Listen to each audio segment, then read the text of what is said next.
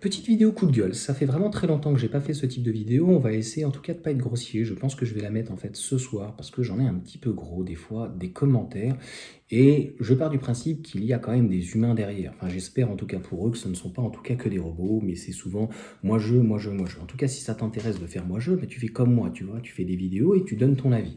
Donc mon avis il est subjectif, il plaît pas, j'ai remarqué que souvent, dès que tu as un avis un petit peu pas assez modéré ou en tout cas, on va dire une perception différente des autres, tout de suite, ah mon Dieu, on crie au scandale. Et d'ailleurs, c'est ce que j'aime, c'est-à-dire qu'en faisant des vidéos d'une manière, en tout cas indépendante, ça veut dire quoi? Bah, je ne suis pas journaliste, je ne suis pas presse, et je dis ce que je veux, je dis ce que je pense. Et ce qui est marrant, c'est que très souvent, si tu regardes mes vidéos qui ont maintenant 1 an, et si je faisais des vidéos au bout de 10 ans, bah, tu verrais que la question n'est pas de savoir t'as tort ou raison, mais souvent l'analyse est plutôt assez bonne. Et c'est ça qui est plus important, et c'est d'être dans le juste. Donc on peut se tromper, mais sur notamment la R5, comme je l'ai dit, je la trouve horriblement chère, même si c'est un très bon véhicule. Il y a quelques personnes qui voudraient essayer de me faire croire que faire une pause toutes les 1 heure et demie, parce que partir avec un véhicule quand même à 800 km, avec même une batterie de 52 kWh où tu vas faire un VA80, parce que je te déconseille de faire plus avec ce type de véhicule, les charges sont tellement mauvaises que c'est pas un modèle Y, hein, ne fais pas du 90 ou du 10-90 où tu vas mettre même pas 30 minutes ou 25 minutes. Commence à faire du 10-90 sur ce genre de caisse, tu vas le savoir toute ta vie, tu vas mettre 45 minutes. Donc pour rien gagner, donc oui, dans ces cas-là, vaut mieux s'arrêter à un VA80. Sauf qu'un VA80, ça veut dire que tu vas utiliser que 60% de ta batterie. Donc si tu es entre 20 et 24 kWh, et ça peut arriver même plus entre le chauffage et si tu pompes dessus avec différents matériaux et qu'il y ait, mettons, énormément de vent, je tiens à rappeler que les Renault, c'est pas très efficient actuellement. On fait pas mieux que Hyundai, que Tesla ou éventuellement même la MG4, tu vois. Enfin, il y a des véhicules qui sont quand même plus efficients que chez Renault, et même que ça soit le Scénic, il n'y a pas une seule berline et pas un véhicule hyper donc efficient. Donc à un moment donné, c'est bien beau de vouloir faire des véhicules, mais l'efficience n'est pas là, les charges sont quand même très mauvaises, et puis on vient te dire c'est pour préserver la batterie, quoi que ce soit. Non, encore une fois, il y a une mauvaise maîtrise de toute façon, eh bien, de la ventilation, quoi que ce soit, mais BYD par exemple, c'est pas mieux. Donc si Tesla a réussi à faire une meilleure puissance, c'est parce qu'ils ont réussi à mieux gérer. On voit, la BYD a priori fait ça. Donc elle a une surchauffe a priori, elle vient réguler finalement, non pas en ventilant mieux, mais en venant réduire la puissance, venir réduire donc les frottements ou le chauffage, et c'est uniquement ça. Et donc là, je parlais notamment donc sur la Alpine, où ils vont te faire des dérivés en fait de Renault, c'est-à-dire une R5 Alpine, un Scénic Alpine, avec des différences. Là, on est sur un proto de toute façon, donc tout ce que tu vois à l'intérieur, c'est comme le Scénic, il n'y a rien qui restera. L'intérieur, ça sera l'intérieur d'un Scénic et ou d'une Mégane, tu comprends? Ou, ce ne sera pas l'Aria pour le coup. Et puis pour réduire les coûts, hein, ils n'ont rien inventé. Et à l'intérieur ou ailleurs, de toute façon, ça sera les technologies, le châssis, les batteries repris en fait du groupe. Donc autant une Alpine, le 1,8 litre par exemple de la 110, eh bien c'est certes un dérivé qu'on retrouve quand même dans un espace, mais il y a quand même un travail qui est fait. Et on est quand même donc sur un châssis qui est entièrement donc travaillé, au même titre par exemple que l'Alfa Romeo, pareil 4C avec son 1,8 litre qu'on retrouve dans la Giulietta, mais je crois qu'il faut aussi 235 chevaux, donc il n'y a pas de puissance forcément plus, mais le châssis est complètement fou donc dans cet Alfa Romeo. Et là, c'est pareil donc pour l'Alpine. On est dans un véhicule réellement sportif. Encore une fois, là, dans l'Alpine à 290, qu'est-ce qu'ils ont fait? Ils ont augmenté le prix et ils ont mis donc le moteur de la Mégane. Alors, ils ont pu travailler sur les trains roulants, ceci, cela, ça reste une traction, c'est pas une propulsion, le moteur est à l'avant, puisqu'il y a un moteur donc électrique, c'est assez haut, c'est pas pertinent et ce n'est pas assez, il n'y a pas assez de punch, c'est pas assez performant. Il n'y a rien d'autre actuellement qui est proposé que 220 chevaux avec 6 secondes 2, c'est quand même très très lourd. Ça va aux antipodes d'une Alpine. Une Alpine, logiquement, c'est furtif, c'est léger, c'est très puissant, donc il manque quelque chose.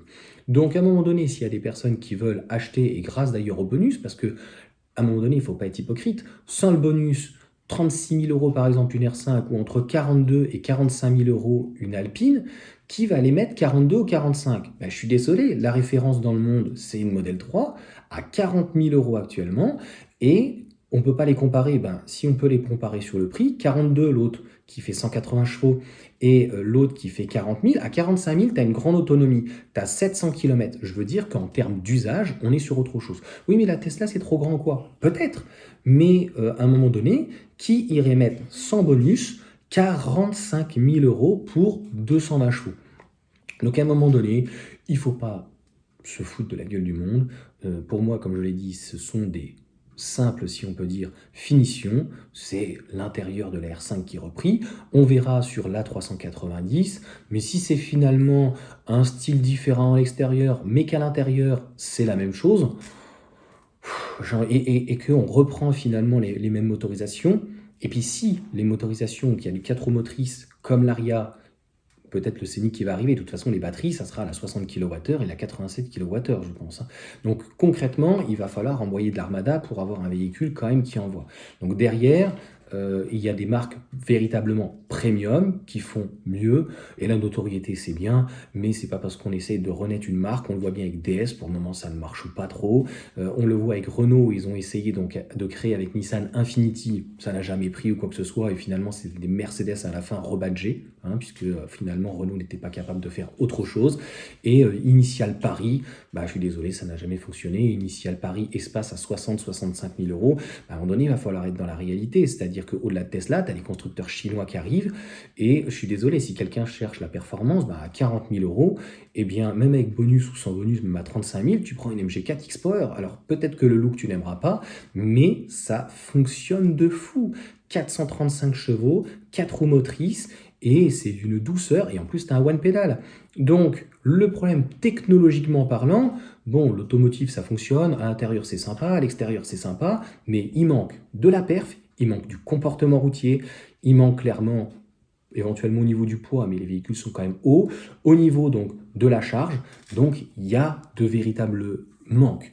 Donc, sur, notamment là, on le sait, la 290, mais même à 40-45 000, pourquoi pas, mais il aurait fallu un véritable 4 roues motrices, un véhicule qui fasse 300 chevaux, et qui puisse être pas à 6 secondes 2 ni à 5 secondes 9, mais qui se rapproche des 4 secondes. Alors pourquoi pas un premier à 180 ou 200 chevaux, ça en plus c'est une question de marketing, il suffisait de mettre le moteur de la Mégane de 220 et proposer une 4 roues motrices.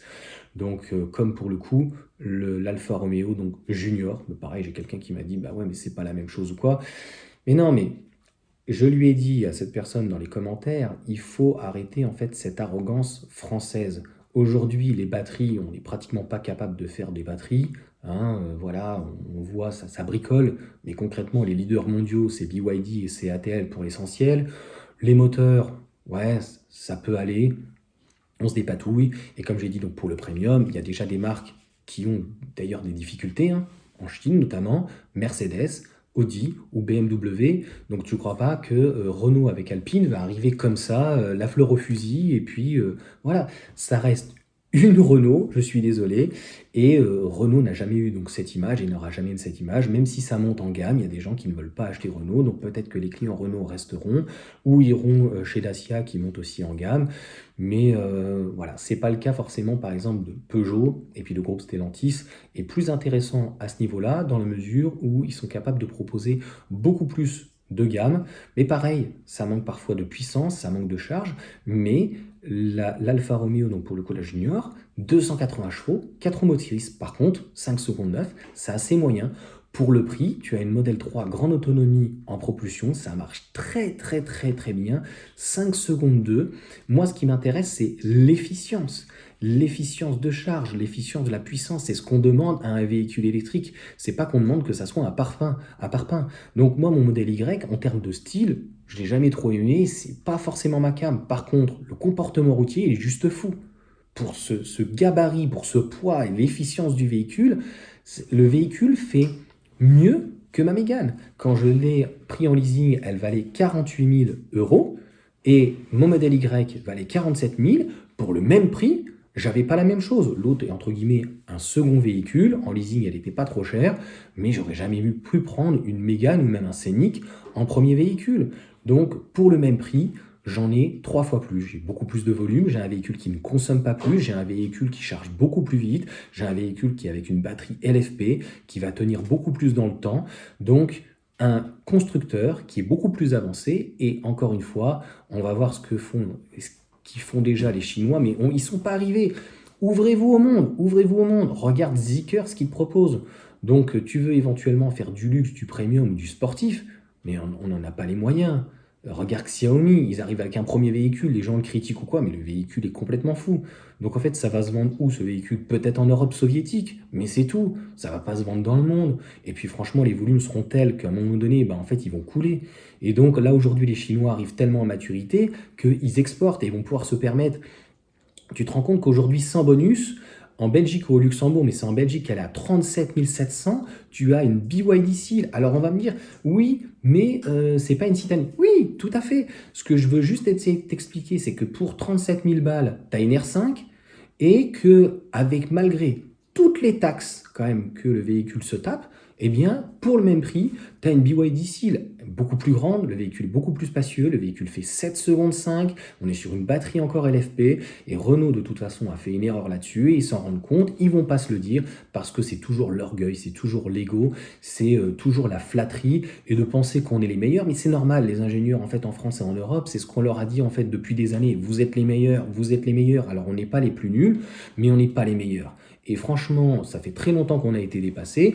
Donc continuez, en fait, il n'y a pas d'autre mot, à vous pignoler et puis continuez en fait à vous congratuler. Mais vous allez voir, la partie, elle est clairement perdue d'avance. Sur ce, ciao à tous.